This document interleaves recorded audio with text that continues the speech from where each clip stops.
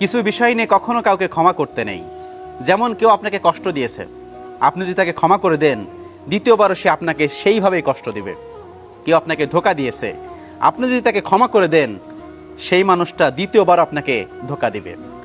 কিছু মানুষকে কখনোই ক্ষমা করতে নেই, ক্ষমা করে দিবেন মন থেকে, যেন সেই মানুষটা বুঝতে না পারে। যদি সেই মানুষটা বুঝতে পারে যে আপনি তাকে ক্ষমা করে দিয়েছেন, সেই মানুষটা দ্বিতীয়বার সেই ভুল করতে দ্বিধাবোধ করবে না। কিছু ভুল মানুষকে কখনোই ক্ষমা করতে নেই, আর ক্ষমা করলেও বুঝতে দিতে নেই। নিজে ক্ষমা করে দিন, তাহলে আপনি শান্তি পাবেন, কিন্তু কখনো বুঝতে দিয়েন না। আল্লাহ রাব্বুল আলামিন তো জানেন আপনি ক্ষমা করে দিয়েছেন, আর যদি সেই মানুষটা বুঝে যায় যে আপনি ক্ষমা করে দিয়েছেন, তাহলে সেই মানুষটা দ্বিতীয়বার সেই ভুল করতে একবার দ্বিধাবোধ করবে না, আপনাকে আবারও ধোঁকা দিবে, আপনাকে আবারও কষ্ট দিবে। সেজন্য বি কেয়ারফুল।